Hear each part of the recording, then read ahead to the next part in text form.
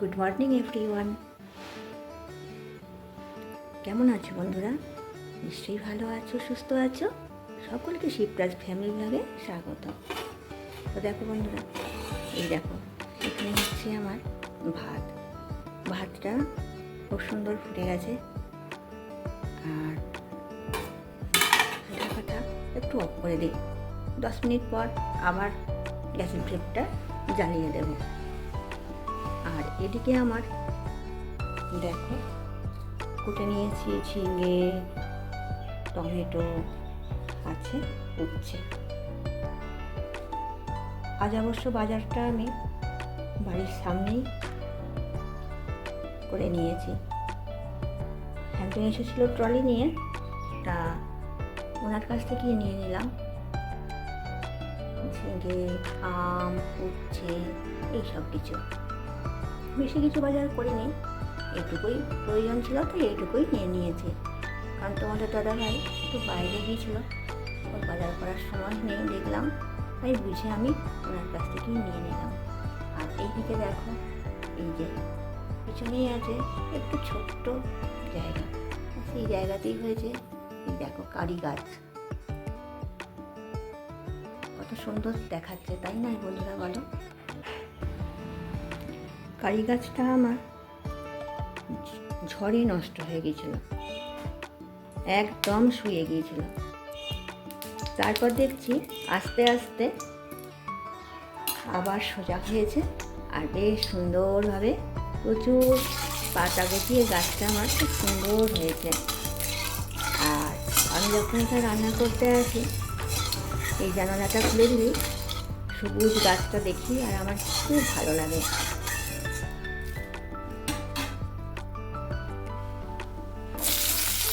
আজকে আছে চৈত্র সংক্রান্তি। চৈত্র সংক্রান্তিতে আমাদের এখানে তো গাজন হয়, মানে কদিন ধরেই চলছে গাজন। গতকাল গেছে নীল ষষ্ঠী, গিয়েছিলাম সন্ধ্যের দিকে বাবা শিবের কাছে পুজো দিতে। বেশ খুব আনন্দেই কাটলো। আমি আর আমার ছোটো ভাই দুজন মিলে গিয়েছিলাম। খুব ভালো করে পুজো দিয়েছি, অনুষ্ঠান দেখেছি। তারপর এসে দিদি ভাইয়ের কাছে খাবার খেয়েছি।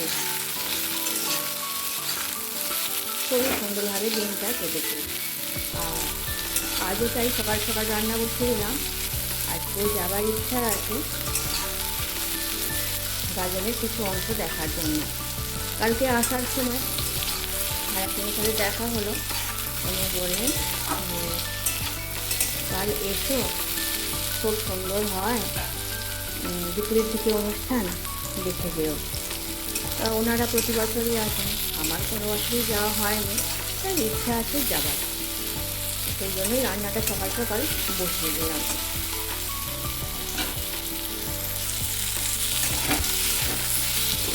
যাতে তাড়াতাড়ি রান্নাটা হয়ে যায়, তার জন্য আজকে আমি আলু, ডাল সব কিছু সিদ্ধ করে নিয়েছি একসাথে, আর তাই দিয়ে রান্নাটা করছি, তাড়াতাড়ি হয়ে যাবে সেই জন্য।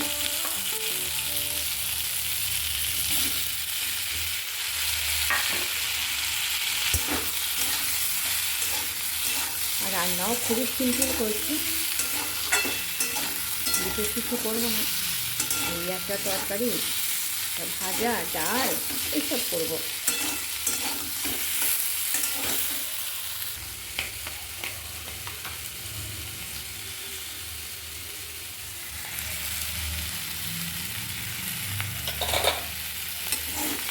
এখানে যে অনুষ্ঠানগুলো হয় তাদের অংশগ্রহণ করলে খুব ভালো লাগে। সবসময় তো আমরা বাড়ির মধ্যে থাকি, তাই মাঝে মধ্যে অনুষ্ঠানে যোগ দিতে পারলে ভীষণ ভীষণ খুশি হই আমি। আর এই সমস্ত অনুষ্ঠানগুলো তো মানুষ একত্রিত হয়, সবার সাথে সবার দেখা হয়, তাই যেতেও ভীষণ ইচ্ছে করে।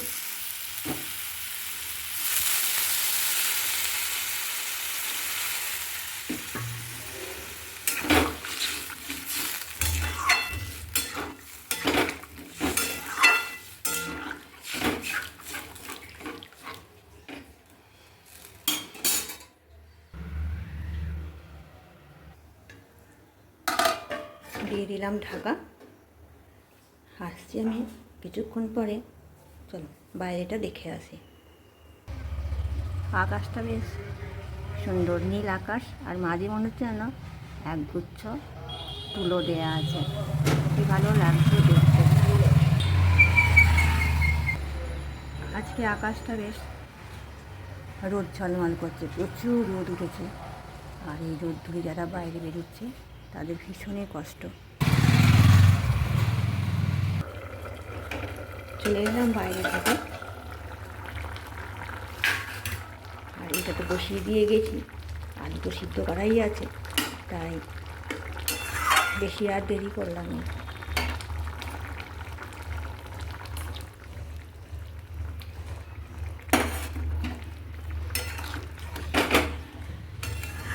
খুব ইচ্ছে করছে ঝিঙে আলু পোস্ত, তাই আজকে ঝিঙে আলু পোস্ত করে নিচ্ছি। আর খানিকটা সর্ষের তেল দিয়ে দিলাম। এই সর্ষের তেলটা দিলে এত সুন্দর ঝাঁঝ হয়, ভীষণ ভালো লাগে। আমার মা এইভাবেই পোস্তটা রান্না করতেন, শেষে কাঁচা সর্ষের তেল দিয়ে দিতেন, এত ভালো টেস্ট হতো, ভীষণ ভালো লাগতো। আর সেইটাই মাঝে মাঝে আমি করে থাকি।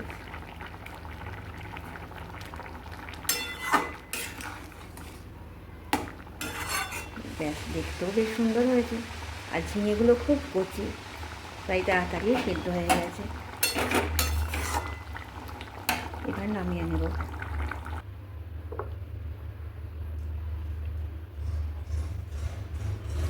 চেষ্টা করি কম তেল খাওয়া, তাই কম তেল দিয়ে দিলাম। কম তেল খেলে শরীরটাও ভালো থাকবে সেই আশা। বেশি তেল মশলা খাবার বাড়িতে পছন্দ করে না, তাও মাঝে মাঝে করা হয়ে যায়, তবে বেশিরভাগ সময় চেষ্টা করি খুব তেল মশলায় রান্না করা।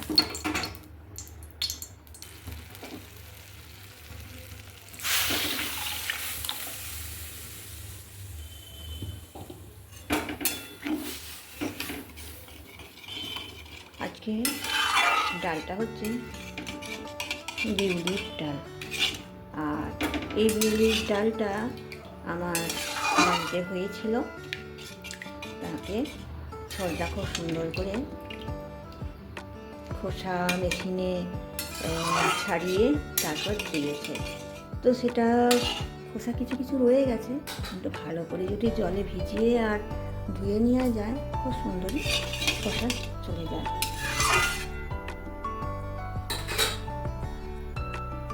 বিউলির ডালের সাথে ঝিঙে আলু পোস্তটা ভীষণ প্রিয়, তাই আজকে গরমের দিনে এই রেসিপিটাই করছি।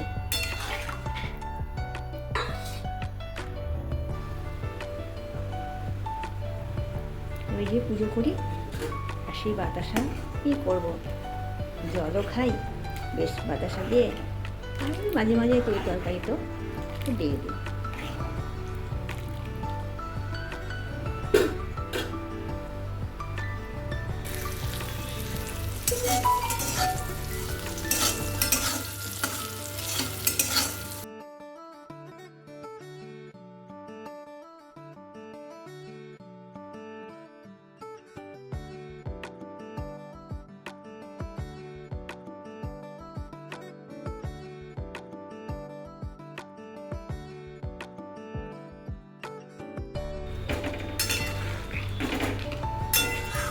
ব্যাস, আমের টক বসিয়ে দিলাম, বেশ একটু ঝোল ঝোল করবো, কারণ বেশ এই গরমের সময় আমের ঝোল ঝোল চাটনিটা বেশি ভালো লাগে, মানে আমাদের বাড়ির সবাই পছন্দ করে।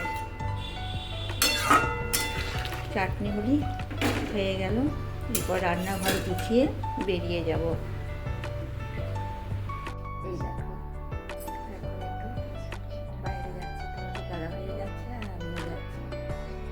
আর মশারিটা একটু দুপুরে খাটিয়ে শুয়েছিলাম মশার জন্য, হয় সেটা তোলা হয়নি, সেটা গুছিয়ে দেবো। তোমার দাদাভাই দুপুরবেলা আর যাওয়া হয়নি, বলেছিলাম যাবো গাজন দেখতে, কিন্তু আর তার সঙ্গে শরীরটাও ভালো লাগছিল না। তারপর আমরা বেরিয়ে পড়েছি আর এখন রাস্তা দিয়ে যাচ্ছি। তো বন্ধুরা, এই ব্লগটা তোমাদের কেমন লাগলো জানিও। ভালো লাগলে চ্যানেলটি সাবস্ক্রাইব করে লাইক কমেন্ট শেয়ার করে পাশে থেকো। আর যেতে যেতেই ব্লগটা আজ শেষ করে দিচ্ছি। সকলে ভালো থেকো, সুস্থ থেকো, সাবধানে থেকো। আবার দেখা হবে আগামী দিনে নতুন ব্লগে। তাহলে বন্ধুরা, টাটা, বাই বাই।